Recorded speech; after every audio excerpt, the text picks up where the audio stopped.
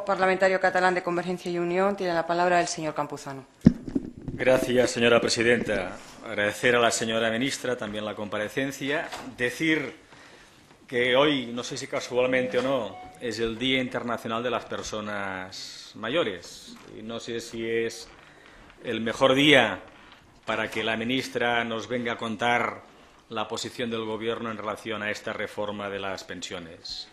Nuestra impresión y nuestra convicción es que con la medida que aprobaron el pasado viernes, ustedes rompen el Pacto de Toledo en la forma y en el fondo.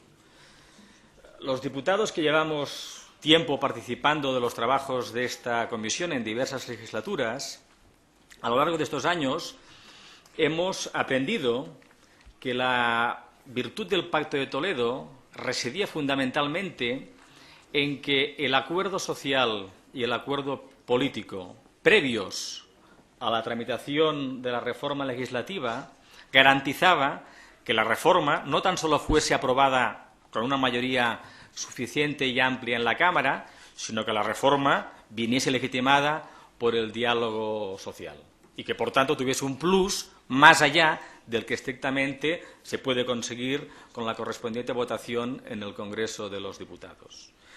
Y todas las reformas aprobadas desde 1995 y todas las reformas profundas, incluso aquellas que se aprobaron gobernando ustedes en minoría y con mayoría, y hay alguien en esta comisión que nos lo podría recordar, llegaron siempre a esta Cámara con un acuerdo social previo. Y en esta ocasión no se ha producido ese acuerdo social previo. Y eso rompe la lógica de funcionamiento del Pacto de Toledo. Y lo que es relevante del informe que aprobó la semana pasada el Consejo Económico y Social no es tan solo el hecho de que el principal organismo asesor del Gobierno en la política social y económica haga una enmienda a la totalidad a ese proyecto de ley, sino que en ese Consejo están representados los interlocutores sociales, aquellos con los que el Gobierno debería haber aprobado una reforma de estas características. Y además, señora ministra, el calendario que ustedes pretenden imponer a esta tramitación hace prácticamente imposible que se pueda alcanzar en el seno del Congreso de los Diputados un acuerdo. Difícilmente no es razonable pensar que de aquí a finales de año, en una materia de esa trascendencia, podamos llegar a ningún tipo de acuerdo. Y además ustedes, en el Consejo de Ministros del pasado viernes, precipitan ya la decisión y optan ya en ese proyecto de ley de presupuestos incumplir la lógica existente en esta materia desde 1995, ¿no? Asumiendo ya la reforma que aún no ha sido validada ni en el Pacto de Toledo ni en el Congreso de los Diputados. Por tanto, están rompiendo en la forma en el Pacto de Toledo. Y le he de recordar que el Pacto de Toledo pretendía proteger a las pensiones de las mayorías absolutas.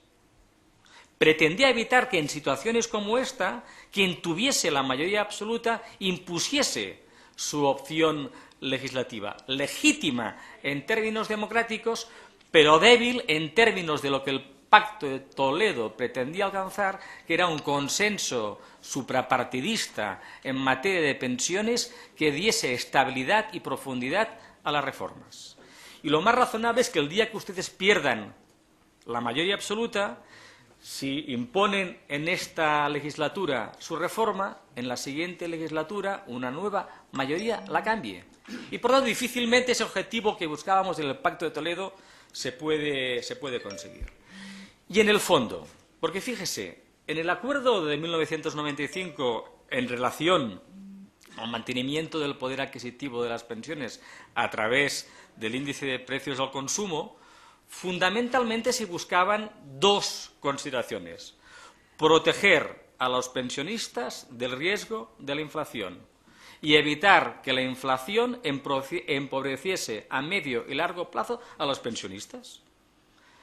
Ese era el consenso y el objetivo. Y ustedes, en la fórmula que nos plantean, no sitúan como objeto principal de la actualización el mantenimiento del poder adquisitivo de los pensionistas y protegerles del riesgo de la inflación. Lo que ustedes simplemente miran es el equilibrio actuarial del sistema, que los ingresos y gastos del sistema sean suficientes para mantenerlo en equilibrio. Es una opción legítima, y técnicamente correcta, seguro, pero no es la buena opción. No es la buena opción para la finalidad de evitar que el pensionista se empobrezca.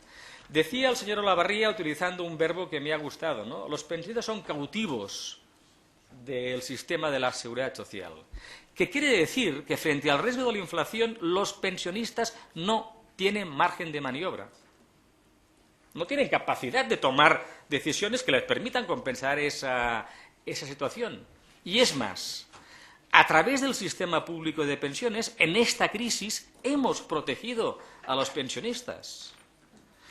No es casualidad que hoy el índice de pobreza de los mayores de 65 años se haya reducido en España. No tanto porque los pensionistas sean más ricos, sino porque han estado más protegidos que los trabajadores y de las familias con hijos a cargo que han perdido su empleo.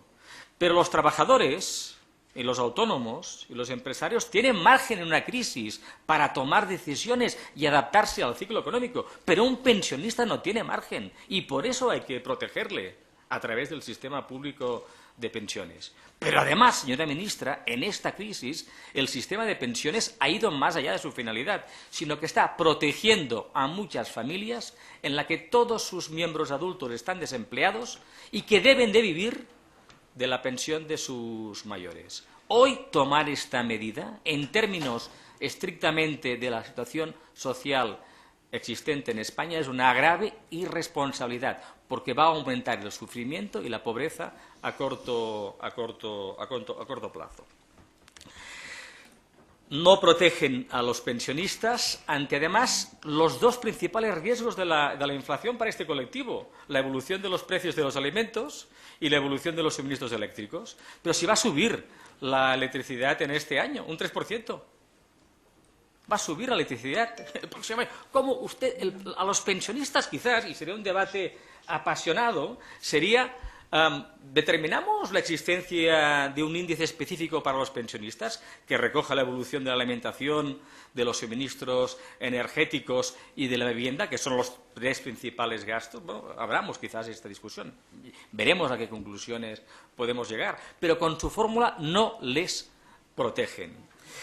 Y no deja de sorprenderme, señora ministra, que en su intervención nos haya contado esta visión en la que sitúa, parecida de su intervención, que el principal problema de la economía española es la inflación.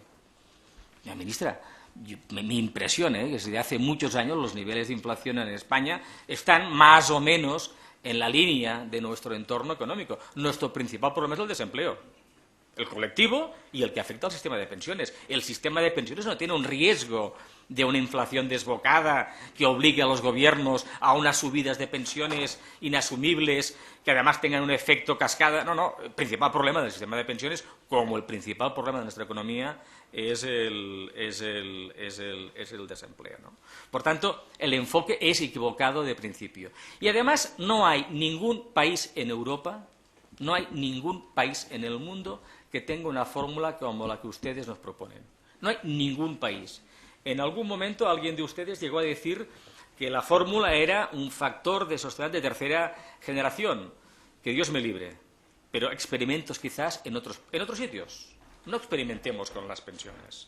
Otros países que han desvinculado la evolución de las pensiones de la inflación, que no son todos, que son algunos, han optado por fórmulas mucho más simples, mucho menos complejas, mucho más transparentes. Porque yo coincido con algunos de los portavoces que han dicho que la fórmula es arbitraria y opaca.